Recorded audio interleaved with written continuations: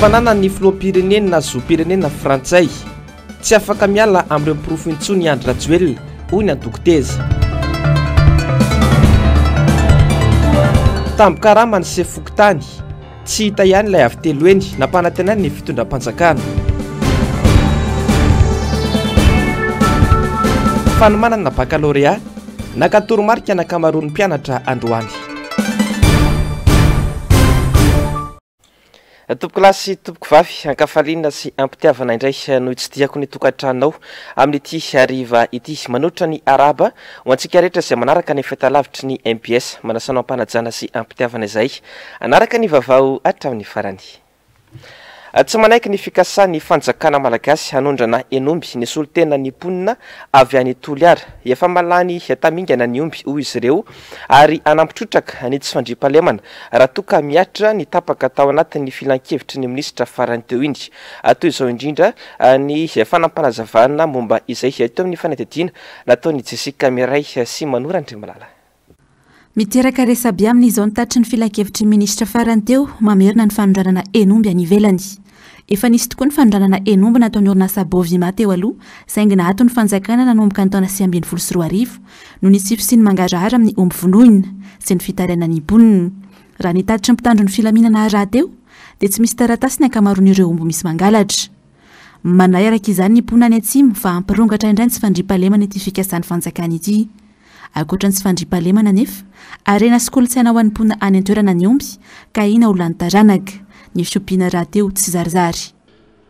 Apatrana zany le toerana anankiray misy toerana iray eto Madagasikara zany dia tadita satria io loharaniko any source-ny io resaka omby io ny bankina io tsy olombelona ny olombelona raha tsy manana omby sy tokantrano ary tsy omby ray ihany zato farafaratsy ao anatin'ny tokantrano anankiray ka rehefa atao zany fanondrana dia automatique tonga ho azy zany le dahalo indray sy ny malaso zahay ihany fa dahalo moa hoantsika andrenivohitra aty dia be tiverina indray io zavatra io ka le fiverina zavatra zay zany satria zahay an'izao zany fa mandram-pahalemana kely sy dia be.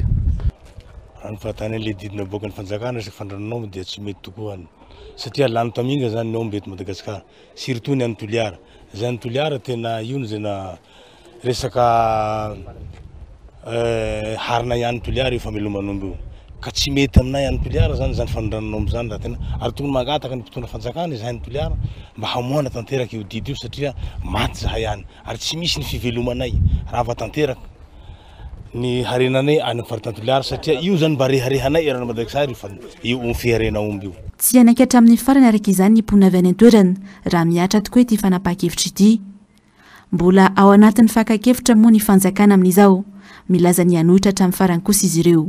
Ohatra mihatra io didy io dia avy hatrany dia tonga dia potika tanteraka lasa mahantra mihitsy zany Toliara tsy misy fivelomana intsony fa lasa irenireny lasa hatra eny an-dalambe ary mety angamba irongatra indray zany ny malaso amin'ny Toliara satria malaso mo aminay iny fa dahalo aminareo aty irongatra malaso ary tena amin'izao ny malaso manao ny ataony tena mandeha andehan'izy lahy roapolo telopolo mandeha midina any ambanivohitra ny Toliara mankomby fo mankomby telopolo mankomby dimampolo tena ravany tena lasa mirenireny zany le tompon'omby misy fotoana zao lasa tomany lasa mijaly ary miafarany fahafatezana mihitsy azy. Tsara ny mampatsiafa ny volana febroary 2024 no nandraisan'ny filan-kevitry ny gouvernemanta ny didim-panjakana mampiato ny fanondranana enomby na omby velona any ivelany.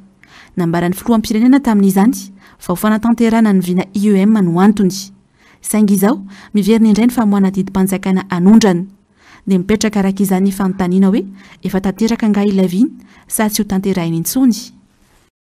Afa tsy misy mpijery ary dia mahatsiaro ho voahelika amin'ny fampandrosoana ny ponina ao amin'ny distrika ny Bekily efatra androy hoy nambaran'ny ponina avy any an-toerana androany.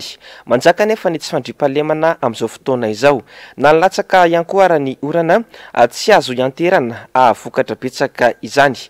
Fantatra fa dia olona afaka manala azy ireo amin'ny fahasaranana no tadiavin'ny ponina ao Bekily amin'ny fifidianana ho avy izao. Mbola iravirazafy mahena sy Mathieu Prince hatrany.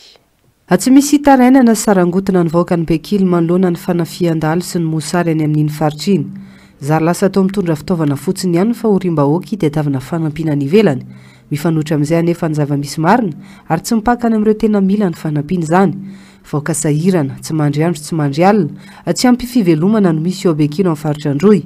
mpitondra vaovao no antenen'izy ireo anarina ny fiainany amin'izao. Vokatra ny malaso amin'izao fotoana izao. Zao ny akatra ty io lasa ny malaso ny ombiko vovotra 10 lahy. Ka tsy mandry fahalemana bekily hatramin'izao. Ka ny zava-misy any bekily tena mampalahelo fa latsaka Katerina io distrika io. Ny distrika sasany mandroso fa izao bekily ao mihalentika. Ka zahay zany mila fitondrana vaovao, mila olom-baovao hitondra ity firenena ty. Fa ohatra ny zanakakala hafa ny distrika bekily io raha ny fijerena azy.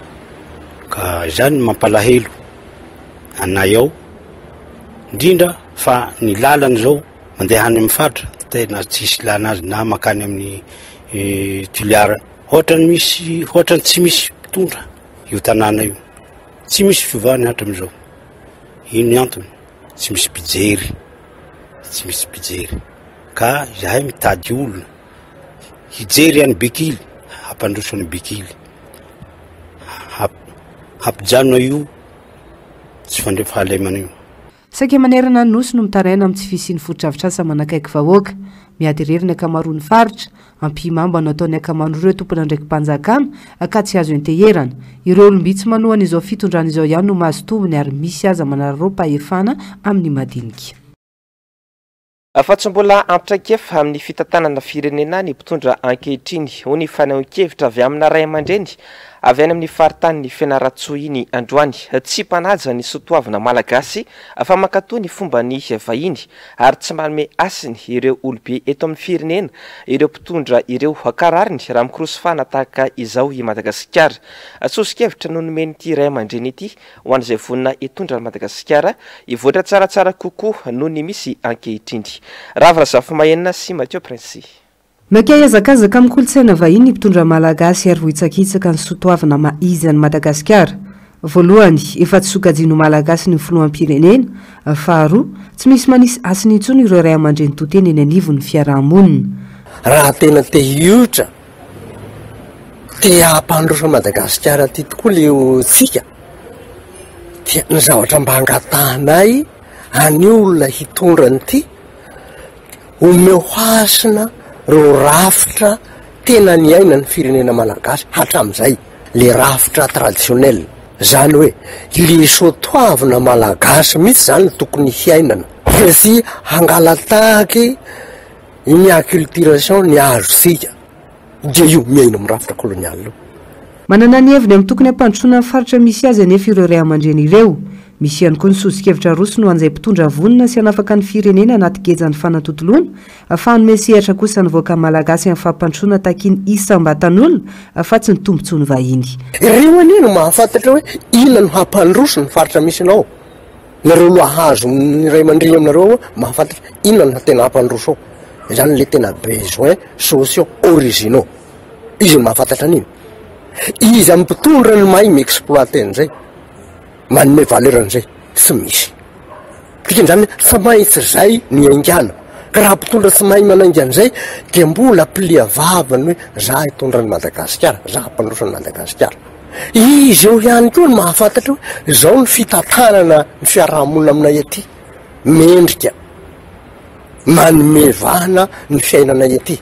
Raha tena tisika ny hoe hisy zany développement économique, sociopolitique zay, tsy maintsy atao ny hahavoky an'io malagasy io. Raha amin'ny sakafo tsara, raha ampy tsara ny sakafony, miaina tsara milamina izy, zany hoe mirindra ny fiarahamoniny ao, sécuriser tsara izy amin'ny asany fivelomam-pony andavanandro, dia mandeha ara-dalàna ny activité isaky ny foyer. Ny mametra-pialana sady tsy mirotsaka hofidiana intsony no mety amin'ny Andry Rajoelina ho nambarany filohany Antokoteza androany hitondra korotana ny fisiriziriny mbola hirotsaka hofidiana eo nanampitrotraka ny fahatezerany mpanao politika ihany koa ny sorabola no tapahany governemanta azahoan'ireo kandida andray anjara amin'ny fifidianana ho filoham-pirenena. Germain Menjanary sy Manora Andriamalala. Ninona no ambarany Rajoelina dia tsy afaka miala fa tena mizaka zo pirenena frantsay ny tenany. Profo maro no efa nanamafy izany. eo ny gazety-mpanjakana frantsay sy ny taratasy izay nosiniavina hoy ny profesora Jean-Louis Rakodambo. Tsara indrindra amin'ilay izy raha misainga Andranjoelina dia mametra-belahana izy fa diso dia fona mivoaka ray manontolo izy dia hitantsika toy zay tsara indrindra zay tsy misy korotana eto amin'ny firenena ity dia hitantsika toy fa ao anatin'ny situation kaotika tanteraka tsika ninona filaza tsy mbola nisy eran-tany zany hoe Comoriana hitondra ny la France zany tsy mbola nisy eran-tany zany hoe Amerikana dia hitondra ny nosy anankiray na dia hitondra firenena anankiray dia izy ny président zany firenena zany tsy mbola nisy zany fa metrahana babakotona marionnette no misy fa le hoe olona de nationalité française mihitsy mitondra ny gasy tsy mety zany tsy azo atao zany ninona filaza tsy mety zany. Tsy ampilamina ny firenena mihitsy ny mbola izirisiriny irotsaka ho kandida ho fidiana ho filoam-pirenena ho iantrany ny fanazavany. Tiana na tsy tiana tsy maintsy andena amin'ny désobéissance civile io hoe zay tsy anaiky ho entim-bazaha tsy anaiky ho bakio ny vazaha sy ny ireo ekipa-bazaha napetrany teto zay zavatra tena atao hoe légitime tsara mihitsy zany désobéissance civile ataon'ny vahoaka ray manontolo zany eo anatreny mpitondra zay tsy gasy dia eo am'izay situation zay tsy am'izao fotoana zao fa zay tsara apetraka ihany tonga amin'le fitenenana atsiko ny tady ny an-tanykonomby atsiko ny teneny ambony marary fa efa crise be tsika izao sanatria mbola isy ohatran'izay ihany dia asa zay fiarahan'ny firenentsika fa ny tsara indrindra averiko tsara mba mialy Andranjoelina satria nanao erreur izy fona mivoaka malagasy izy dia mipetraka ary eto dia miantso manokana ny opposition rehetra sy zay tia tanindrazana aloha morahina mijery hoe inona ny metimety koa ho anty firenentsika ity tsy maninona na ny parti ao anatin'ny fitondrana izy miara-mijery an'izay fa ny fitondrana tsy afaka iresaka amin'intsony satria olona tsy ara-dalàna Andranjoelina ahoana moa ny négociena aminy amin'izany fa parti ao anatin'ny fitondrana raha te hiresaka izy afaka miresaka mandamina ilay firenena aloha mba tsy sanatra io ho tratran'izay crise voavana be izay tsika atsoatsy. Nanamafy ity mpanao politika ity fa tsy anaiky izao zava-misy izao ny mpanao politika malagasy. Ankoatra izay dia fahadalàna hoy izy ny fanapahana ny vola saram-pandraisana anjara natao ambony dia ambony io izay manampitrotraka ny fahatezerana ireo mpanao politika. Fa ny alatsinainy ho avy izao no fantatra fa hijana tanteraka ny fandrisana mpifidy manerana any Madagasikara. Ny 9 Jolay no ny farana ny fandraisana anarana sy fanamarinana anarana ataon'ny olom-pirenena tena anivon'ny fokontany. Tsy mbola tratra nefa ny tanjona dia mpifidy ny soratra anarana misy 13 tapitrisa mahery. Mipetraka ihany koa ny ayay mahakasika ny fangarahara ny lesbim-pifidianana. Ravrazafy Mahena sy Mateo Prince. 10 tapitrisa mahery kely no mpifidy voasoratra anarana anaty lesbim-pifidianana hatreto.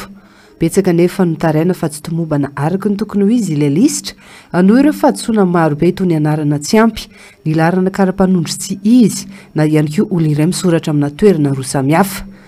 Nemitra hatrany ny fehim-potoana fisoratana anarana anaty lesbim-pifidianana no menseny saingy mitombo ihany koa ny fanontaniana sy ny ayay mandilina ny fangararana izany amin'ny fifidianana. Amin'ny lafiny ray izy mety hoe manome ataontsika hoe manome antoka hoe mbola misy chance zany ao an'ireo olona zay tsy voasoratra hiditra ao anatin'ny lesbim-pifidianana.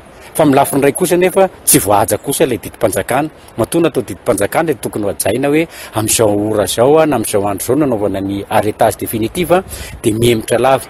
Eo zany ny mampisalasala kely hoe mangarahara ve sa tsy mangarahara ny lesbim-pifidianana. Midika izay ny fanaovana refonte zany dia midika tokony hadio ny lesbim-pifidianana ary tsy ho tratra mihitsy izay tandrana hoe 500 ny olona voasoratra ao anatin'ny registre électoral zay. Etsy andaniny barangy ihany koa ny maha-paleotena ny senina tsy izay rafitra tokana mikarakara ny fifidianana efa leo ny vahoaka tofoka ny vahoaka ny fampanantenana pokatsy fametrahana vaty fototra tsy misy tohiny manantena ny fifidianana novan'ny fiainany. Olona afaka anarana ny Madagasikara no tadiavin'ny malagasy fa tsy mpamarina kady, olona afaka mitsinjony ho fa tsy mpanao makety ary olona manana fahalalana ampy sy traikefa amin'ny fitantanana firenena. fa nitolakandro teo no namoahana sy nampahafantarina tamin'ny fomba ofisialy ilay sary mihetsika mitondra ny lohateny hoe nampoina horonan-tsary izay mirakitra ny tantara Madagasikara sy ny fikasana ametraka fanjakana tokana eto Madagasikara. Germain Menjanary sy Andry Rakotomalala. Ny tanora ankehitriny no tena tsinjovona ka ampahafantarina tena zava-misy marina teto amin'ny firenena. Horonan-tsary mamohitra manokana ny firaisan-pirenena ho an'ny samy malagasy nampoina fanafoezana ny anarana indray nampoiny merina. Ny zavatra tokony fantatra ary tokony tsaroana dia fanjakan'ny Madagasikara no kendrena indray nampoiny merina fa tsy fanjakana mitsitokitoky. Zany hoe fanjakana iombona ny mpanjaka rehetra eto Madagasikara zay no atao hoe firenena malagasy. Zay no tadiavina. Be dia be manko ny resaka mandeha ary filazana zao ny tena marina fivoizana ny hevitry ny mpanjana tany zay nikarakara fampisarazarana antsika nefa tamin'ny azy tany am-boalohany dia mazava fa tsy maintsy fanjakana tokana fanjakana malagasy no misy amin'ity firenena ity ka firaisam-pirenena zany tsy anareo mihitsy no tenenako hoe zavatra sarobidy ny firaisam-pirenena antsika satria aza adino fa maniry toy ny malagasy ny firenena maro ary mba fantatro ny firenena maro eto tany hoe tsika mbola tsy nanana ady trano ka everiko fa tsy totany ela ary tsy lefy ny afatra indray nampomerina ranomasina valam-pariako fanjakana malagasy tokana ihany. Manomboka mahazo laka eto amin'ny firenena ny foto-kevitra fampizarazarana ka isan'ny antony nahatonga ny tsirikevitra andray dia tena indray nampoiny merina. Zany hoe naninona nanaiky sy hoe ranantsona hoe andaotsika hanatanteraka an'ity zavatra ity dia zavatra ngeza be hitako tao anatin'le film rehefa mivakiko le script an'le horonan-tsary moa zany dia misy fampiraisana amin'ny Madagasikara ngeza be ao anatin'le izy ary raha mahitsika amin'izao izay no andraisaka kely le teninao anisan'ny aretina lehibe amin'ny firenentsika amin'izao ny fisaraham-bazana mitady hisy andao ataoko hoe mitady hisy fifankahalana mitady ahery vaika be eto amin'ny firenentsika izay zavatra tsy azo heverina mihitsy ary neveriko ho anjara biriky kely koa nandraisako an'le nanekeko an'le andraikitra andao rangafitaina andao marina atao ty raha ty fa tokony vita tokony atao. Isokatra hatrany ivelany ny fampisehoana ity horonan-tsary ity ho an'eto Madagasikara manokana dia ny mpianatra eny amin'ny ambaratonga ambony no anaovana izany ankoatra ny fandefasana azy ao amin'ny fahitalavim-pirenena.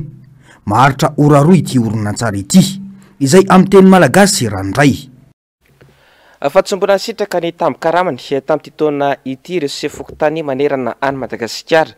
Tsy mbola niatra ihany koa araka izany ilay fandrotana tambon-karaman'izy ireo ho avy telo eny araka nampanantena ny Andry Rajoelina ary voasoratra ihany koa tao anatin'ny volavolan-dalàna mifehy ny teti-bolam-panjakana amin'ity taona ity. Ankoatra ny tsy fahazahoana ny tambon-karama dia iara-ny atsonjay ihany koa izay tsy mety manohana ny fanjakana mijoro. Jessica Miray sy Manora Andriamalala.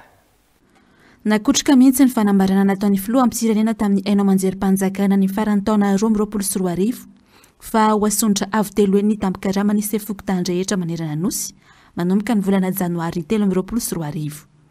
Tao anatin'ny teti-bolam-panjakana nasipantsiana 2024 nampiakarina ho efatra alina ariary avokoa ny tambon-karama sefokotany rehetra raha 2 alina na 3 alina ariary teo aloha arakaraka ny sokajin'ny komina misy azy.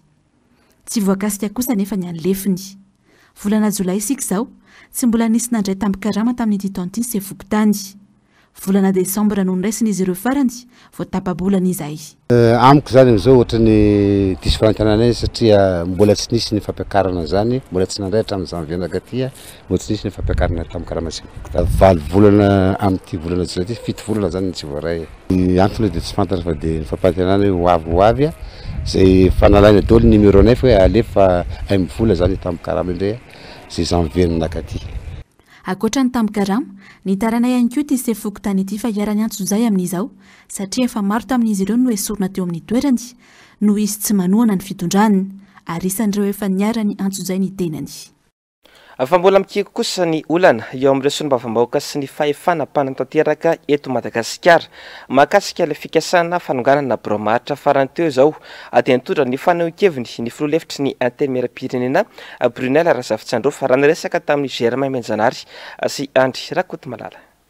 Tsara dalàna ny fikasana andrava boromahitry ny antenimieram-pirenena hoy ny solombavam-bahoaka Brunel Razafintsandraofy misy lalàna amin'ny fe ny fanaovana izany hoy izy indrindra fa ny olona voakasiky ny fanonganana tahaka ireny satria voalohany aloha zany tsy nampahafantarina mialoha faharoa tsy mba navela akory hiaro-tena satria ao anatin'ny fotoana zay tsy mahay eo ana no nalefa le fanonganana hafahafa be ny fieritretana zany alohany andianako dia nampafantatra ny bromaritra ahako fa tsy ho eo fa amonjy fetim-pirenena any amin'ny distrika zay nalany ahy ary nampafantariko tsara tao anatiny ny fivoriny bromaritra sy ny conférence de président fa efatrandro za makany efatrandro a noverina noho ny aratsy ny lalana satria mandeha tongotra 2 kilometatra ahako makany Manakara miakatra any Avohipeno petraka eo faniriany tomobilako avy eo ny mandeha tongotra makany Kongo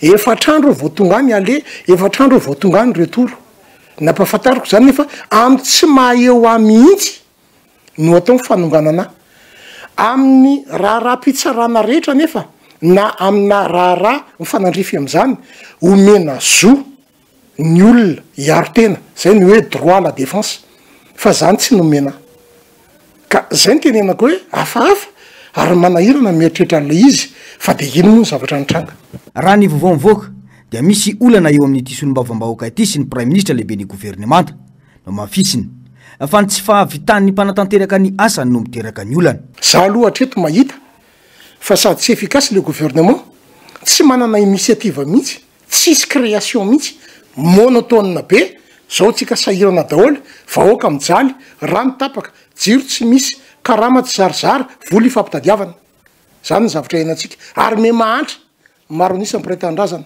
fa raha tsy ny lalana tsy tenenina ntsony zay ve le exécutif nandrasana sy andrandray ny mpiray-tandrazana ary azadino fa za anisan'ny solombavam-bahoaka ny ogaoga fanovana teny amin'ny 13 mai tamin'ny 73 député fa za manokana aloha miala tsiny miala fondro fa tena diso fanantenana mitovy amin'ireo vahoaka maro anisa reo ihany koa raha ny vokatra azo hatreto fa tsy nareo maro anisa ihany ve nametraka azy tamin'izay fotoana zay manahirana amin'ny resaka azy fa mbola hoavo ny andro iresana sy nazavana amin'ny antsipriana ny zavatra nisy teto zary mila ady etseroa ny mpanatanteraka ho iantrany ny député ny Kongo ny fahorim-bahoaka to zary tsy hita ny mpanatanteraka afafaritra tsy ratsaky ny 30 indray no tratra ny fairano nandritra ny fotoana tsy voafetra teto Antananarivo tamin'ity androany ity vokatry ny fahavakisany fantsona iray eny Ambatoroka androany voatsela kory nefa izay tamin'ity herinandro ity no efa nisy fantsona vaky teny Ambatoroka ka nampikorotana ny famatsiana rano teto Antananarivo de izao indray misy fantsona hafa vaky izao indray antony mahatonga ny fahaverezan-drano betsaka amin'ny arabe hatreny Ambohipo sy ny manodidina androany tontolo izany misy ny fanarenana ary efa miverina amin'loany ny famatsin-drano ankoatra reto toerana manaraka ireto izay mbola andalam-pamarinana de ny campus Ambolokandrina Ankatso cité Ambohipo Andohany Mandroseza Antsobolo ary Andraisoro raha ny fampahafantarana nataony teo anivony orinasa Jirama tsy maintsy nahato kosa ny famatsin-drano tamina toerana maromaro ny atoandro teo voakasiky izany ohatra ny teny Ambatoroka Ambandia Ankazotokana Laote Andohalo Ambomitsibona Mandrosoa Ambojatovo Faravohitra Beoririka Soarano Andravoangitsena Ambatomitsangana ary ny tanàna maro samihafa vavaony fampianarana kosa indray lakile mamoa ny varavaran'ny université ny fananana baccalauréat anomboka ny alatsinainy 17 Jolay ho avy izao ny fanadinam-panjakana baccalauréat ho antsika eto Madagasikara mbola saika nanao faramanana farany avokoa ny mpianatra nanaova ny mpanao gazetinay fanadidina tamin'ity androany ity betsaka ihany koa ny mbola nakany ampianarana androany naka ny toromarika farany Jessica Miray sy Manora Andriamalala ho tanteraina manomboka ny alatsinainy 17 hatramin'ny 1 Jolay ho avy izao ny baccalauréat sokajy ankapobeny sy ny tapany voalohany amin'ny baccalauréat sokajy teknôlôjika teknika sy arakasy anomboka ny 4 hatramin'ny 17 Jolay kosa ny tapany faharoa iray andro mialohan'ny fanadinana mbola saika manantona sekoly sy fanaovana akory ny ankamaroam-piadina androany naka ny toromarika farany efa tsy manao famerenana betsaka intsony anefa révision be aloha tsy fotoana antsony tena révision zao fa amin'le sady fanatonina no mijery aizany tena tsy voafehy tsara dia eo no tena mila tsindriana kely raha mbola misy tsy voafehy tao anatin'izay embolana sy volana zay voalohany aloha dia mila tsy taitaitra mila tsy koropaka zavatra efa natao tany am-pianarana daholo no tonga ao dia vavaka tsara aloha manala ny tahotra rehetrarehetra aloha dia avy eo miconcentre tsara dia mamaky ny lazadana aza matahotra veriko ihany efa natao daholo ny zavatra fa tsy miala amin'ny efa natao tany am-pianarana efa tokony fametrapetrana no atao amin'izao ho kosa ny toromarika ny mpampianatra izany hoe efa tokony alamina ny saina kinaina aloha zany matatahotra ihany za fa tsy maintsy atao ty fa matière mbola tena tsy hay aloha zao histogéo tena mampatahotra efa mametrapetraka kely efa tsy dia manao révision be koa fa le résumé kely reny sisa ny anarana efa tsy dia mianatra be tsony ny tokonaina tsy maintsy asiana foana ny tokonaina fa zany hoe akina amin'Andriamanitra dia mianatra tsara fotsiny manao révision tsara ny histogéo ka le histogéo somary lavalava le izy dia koa le izy ambony be ny coefficient le histogéo dia zay no atahorana kely an'ilay izy matahotra sao dia hors sujet manao mise au point kely sisa fa mamakimaky izay matière atao ohatra hoe latsinainy dia mamakimaky philosophie sisany dia ny arivan'iny anglais ohatra trizay nahitana fiakarany 2.5 isanjato ny isan'ny mpiadana hiatrika ny baccalauréat amin'ity taona ity mitahan taona 2024 manodidina ny 3 sy 5 sy roetsy izy ireo manerana ny nosy ny seriel ny betsaka indrindra manodidina ny 4 sy 7 sy rahetsy raha mita amin'ny série S izay manodidina ny 7 sy 3 sy 4 ny série teknika kosa manodidina ny 3 sy 7 sy alina ary manodidina ny 4 sy 7 sy 7 ny série OS2 fa malona ny fasarana n'ireo ray aman-dreny amin'izao fotoana izao dia mpianatra 700 ao amin'ny boriborita fahenina no nomena tantsoroka fampianarana amam-bolana azahoan'izy ireo miatrika ny fanadinana baccalauréat araka ny tokony ho izy Germain Medjanary sy Manora Andriamalala mpianatra misy 700 hiatrika fanadinam-panjakana baccalauréat no nahazo tsodrano avy amin'ny solom-bavambahoaka Totso Andriamampandry androany teny Ambohimanarina nandritra ny 3 volana no nanarahan'izy ireo fampianarana maimaim-pony anampiana azy ireo amin'ny fiatrehana ny baccalauréat no tanjony teo anatin'ny 3 volana teo zany zay koro maimaim-poana ho an'ny mpanala faradinana CPE BPC ary androany zany dia baccalauréat dia tonga daty moa zany ny tenako nitsodrano andry zareo ary name atoromarika andry zareo amin'ny mampanabe ny tenako koa zany dia name toromarika amin'ny fomba fanalana ny fanadinana dia tiana ny manamarika eto fa mamaim-pona zay cours zay zany tao anatin'ny 3 volana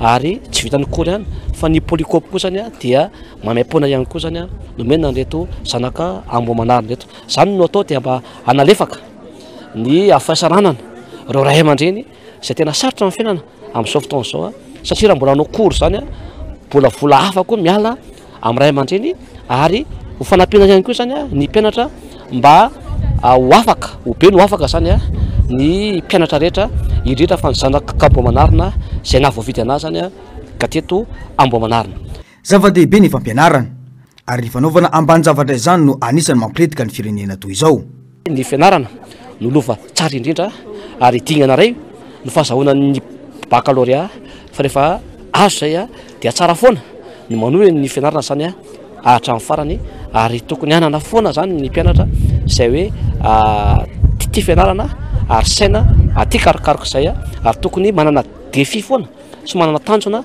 amin'ny fiainana fa rehefa anana an'izay rehetra zay zany dia tafavoaka ny olona iray satria ny mpianatra zay tafita zay mahay manana ny fahalalana manana ny diplôma no anavitra ny fiarahamonina sy ny firenena ary afaka ny firenena amin'izao fahasaranana sy fanitrana izao anomboka ny alatsinainy izao no hiatrehan'ireo mpianatra ny klasy famaranana ny baccalauréat nitsodrano azy ireo noho izany ny solom-bavambahoaka Totso Andriamampandry fa madidina ny 5 isa isan-taona eo ny trangana fahasarahotana eto Madagasikara vokatry ny fanalanjaza araka ny antotanisa avy amina firaisamom-pirenena.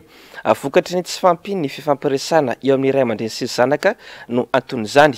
Eo ihany koa ny tsy fampiny ny fanabeazana ara-pananahana ho an'ny tanora. Mety hitarika hatramin'ny fahafatesana nefa ny fanalanjaza noho ny voka aloloatra na ny voka tsy nirina. Ravarazafa-mahena sy Mathieu Princy. Ny fanatontoloana sy ny fivoaran'ny teknôlôjia no tena mitaizana ankizy sy ny tanora amin'izao fotoana izao. Betsaka amin'ny ray aman-dreny ihany koa no menatra hiresaka amin'ny zanany mahakasika ny fanabeazana ara-pananahana. Tokony tsy hamenatra zany satria ny amin'izao efa mivoatra be ny fivoarana dia mila mahitsy miresaka amin'ny zaza hoe izao no tokony mahazo anao, izao ny zava-misy ara-pahasalamana sy rehetrarehetra mba tsy ahavoan'ny zaza. Za zao dia miresaka tsara mihitsy amin'ny zanako vavy izao ny zavatra misy amin'izao akia amin'izao fiainana izao dia mila mitandrina raha manao an'izao ianao dia mety hotratra an'izao dia mahitsy tsara mihitsy miresaka aminy mba hatsapana hoe izao ny zavatra mety hitranga. Zava-dehibe anefa ny fifanatoana ny ray aman-dreny sy ny zanaka mba tsy hivoana na hanao tao foana ny ankizy. Tato anatin'ny taona maromaro, nitombo ireo tanora latsaka ny 12 taona niroso tamin'ny fanambadiana loloatra no nivoaka tsy nirina na voaka loloatra. Ny tovovavy sasany kosa nisy ireo niroso tamin'ny fanalanjaza satria mbola tia no fianarana sy matahotra ireo ray aman-dreny sy fiarahamonina. Anjara ndraikitry ny ray aman-dreny anefa no mitaizan'ny tanora lasy vavy manampy amin'ny fitaizana kosa ny any an-tsekoly sy ny fikambanana samihafa. Manao fanentana zay ary manao antsoafo fitondrana feo mahakasika ny hoe mila resana ny fadim-bolana. Ao anatin'io fanabeazana io ihany koa zay dia mampafantatra ny vokatra ny loza ateraky ny voka loloatra sy ny voka tsy nirina dia manao fiara-miasa zay amin'ny ray aman-dreny hoe tsy ho aty anatin'ny fikambanana ihany akory fa indrindra ny tokantrano ihany koa dia mila resahana izany fanabeazana fananana ny zatovy izany. Ireny zany ny hirika anankiray mampihena rehefa fantatry ny ankizy le hoe izao kay ny loza ateraky ny voka loloatra, izao ny loza ateraky ny voka tsindrina dia manampy andry zareo ihany koa izay ho amin'ny fitondran-tena. Fa iverenako foana moa izany le izy teo hoe ny fikambanana mpanazava dia miaina le lalàna sy fanekena ka raha ohatra izy ka miaina tsara izay hoe madio fitondran-tena izay dia efa ampy ety isoroantsika.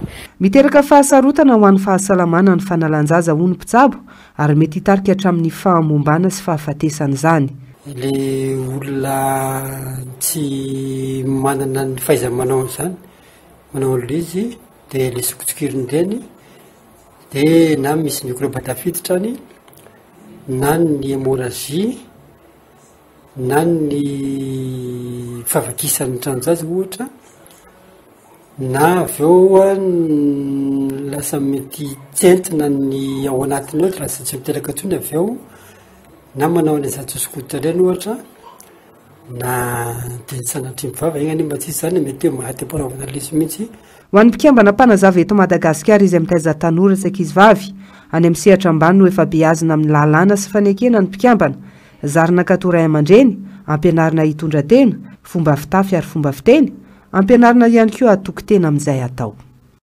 Fananatanteraka ty depotra faobe ny komtima tena amin'ny commune Ambohidrapeto teny Androany tanjona ny fanamavanana ny fahasaranana amin'ny fanaovana izany ho an'ireo mponina eny antoerana hoy ny fanazavana. Maimaim-poana radio ny nanaovana ity hetsika sosialy ity zaza 50 no nofiraina tetsy Ambohidrapeto io maraina io. Fomba mbola manana ny lanjany eo anivon'ny fiarahamonina malagasy ny didipotra mbola maro ny fiarahamonina no manao lalàna fa tsy miditra ao am-pasandrazana raha tsy vita famorana. Vaovao ny fanatanjahantena indray tanterahana etsy amin'ny stade Barea Mahamasina manomboka androany ary aharitra 9 andro ny fifaninanam-pirenena iadina izay tompon-daka Madagasikara eo amin'ny taranja basketball latsaky ny 14 taona sokajy lasy-vavy. Nampiavaka ity andiany ity dia izy ahitana mpandray anjara be indrindra noho ny hatramin'izay. Mpilalao arivo avy amin'ny club 170 no fantatra fa andray anjara. misy ekipa lehilahy 7 sy vehivavy 2 ligipahatra 40 no isolo tena Antananarivo izay mpampiatrano. Misy ekipa 8 avy amin'ny zazalahy sy zazavavy. Araka ny lamina napetraka dia tsy maintsy nandalo fizahana taona na ny antsoina hoe test pour contrôle d'âge avokoa ireo mpilalao rehetra mandray anjara amin'ity fifananana ity. Natomboka androany izany ny alohan'ny fanombohan'ny lalao. Amaranantsika ny vaovao amin'ity hariva ity ny maresaka avy any ivelany.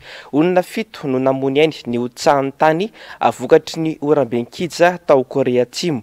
3 tsy tapopoka raha nitatitra nataony manam-pahefana any an-toerana. Tombanana ho 790 ireo mponina ao Koezanina no nahazo fampitandremana ialana ny toeram-ponenany tamin'ity androany ity. Manamantsy ireo manam-pahefana any an-toerana fa ho tondraka ny tohatra ny Koezanina ka mety ampiletika ny tanàna iva ao amin'ny faritra manodidina izany. Tati-baovao ny Ando Mialatina sy Andry Rakotomalala. Tao anatin'ny 3 andro nandrakotra faritra maro tao Korea Atsimo ny oram-be. Manay ny manam-pahefana any an-toerana fa hiakatra ary tombo ireo olona maty sy tsy tapopoka tao anatin'ny ora vitsivitsy. Raha nitatitra ny maraina teo, olona 7 namony ainy, 3 hafa tsy tapopoka tao aorian'ny oram-be izay namely faritra maro tao an-toerana ary manery ireo mponina hifindra toerana no ny mety sy nafivakisany barazy.